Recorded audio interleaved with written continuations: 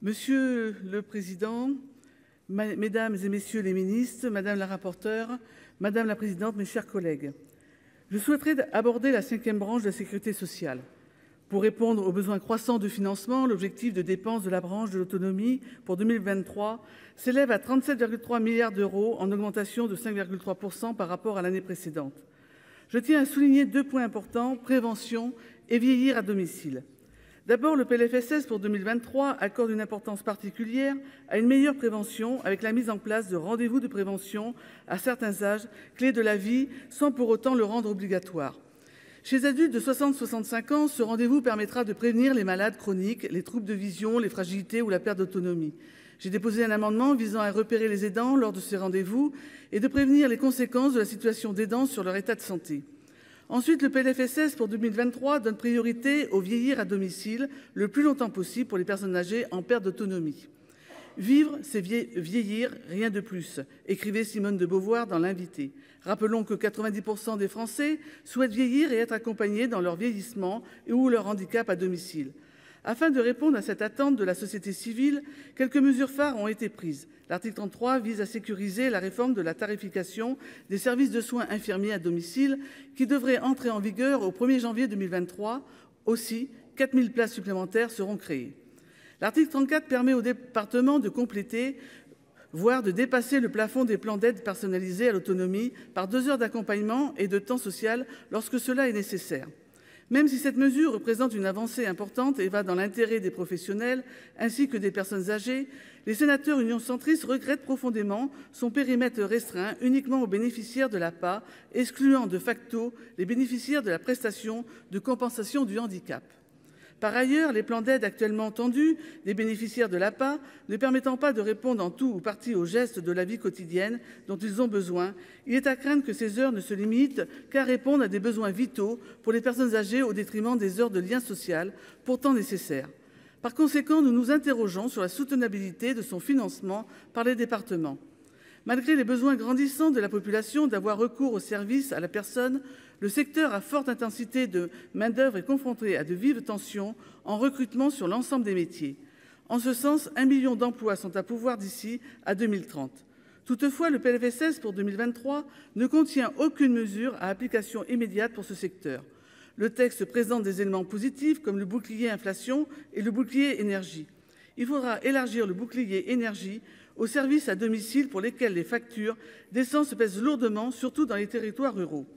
Pour améliorer la prise en charge des personnes âgées dans les EHPAD, ce projet de loi prévoit plusieurs mesures: revalorisation salariale, actualisation des coupes pathos, déploiement de centres de ressources territoriaux, la simplification des modalités de financement de l'habitat inclusif. L'aide à la vie partagée est une bonne solution qui retardera les entrées dans les EHPAD. Par ailleurs, les EHPAD vont bénéficier de 3 000 aides-soignants et infirmiers supplémentaires en 2023. Même si ces annonces vont dans le bon sens, une réflexion sur les problèmes rencontrés par le secteur s'avère nécessaire. Attractivité, formation, VAE, postes vacants. Comment donner envie à des femmes et à des hommes de s'engager dans des services d'aide à domicile, de devenir auxiliaires de vie ou infirmiers en pratique avancée spécialisés en gériatrie.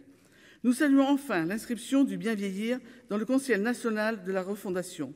Adapter la société au vieillissement, promouvoir la citoyenneté des personnes âgées et le lien social, revaloriser les métiers sont les 3 axes du CNR dédiés à la thématique du bien vieillir. 10 ateliers de concertation sont prévus dans 10 départements de métropole et d'outre-mer. La feuille de route issue de la concertation sera présentée en mai 2023. Je profite de cette occasion pour mettre l'accent sur la participation des aidants à ces échanges et la nécessité de l'amélioration des mesures en faveur du répit qui jouent un rôle important dans la lutte contre l'isolement social des personnes âgées ou handicapées. En ce qui concerne les aidants, les articles 34 bis et ter du PLFSS 2023, que le Gouvernement a choisi de retenir en faisant usage du 49.3, traitent de l'élargissement de la durée de l'indemnisation du congé proche aidant ainsi que de l'identification des moyens d'élargir l'allocation journalière du proche aidant aux aidants des personnes malades du cancer. Le Gouvernement propose de nous remettre des rapports sur ce sujet. Je soutiendrai leur maintien dans le texte, sachant que moi-même je l'ai demandé depuis plusieurs années. L'article 35 ter, issu d'un amendement, ouvre une expérimentation permettant la création d'un véritable parcours d'accompagnement harmonisé des aidants familiaux qui pourrait notamment passer par la prise en charge d'une consultation médicale spécifique. Rappelons aussi qu'une politique de l'autonomie ne se réduit pas au grand âge et au bien vieillir. Sur le champ du handicap, le PLFSS encourage la transformation des établissements médico-sociaux et promeut les démarches inclusives. Nous nous réjouissons de l'augmentation des moyens budgétaires, près de 70 millions d'euros destinés à développer l'offre pour le public atteint de troubles du spectre de l'autisme. Je préférais parler de troubles du neurodéveloppement afin de mieux prendre en charge le TDAH et les 10. L'article 33 ter organise la revalorisation annuelle du tarif plancher qui passera à 23 € en 2023.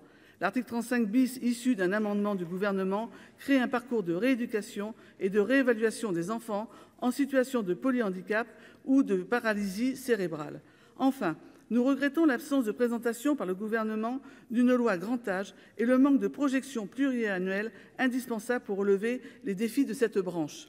Chers collègues, le secteur médico-social souffre du contexte de l'inflation et de la crise du recrutement. Les oubliés du Ségur de la santé mettent en cause une forte inégalité de traitement. Le temps des constats et des propositions est révolu. Il est l'heure d'élargir sur le terrain, de mettre en place un plan d'action, des dispositifs d'urgence et des modalités concrètes. Je vous remercie de votre attention. Merci, chers collègues. La parole est maintenant à Monsieur Alain Milon du groupe Les Républicains pour 8 minutes.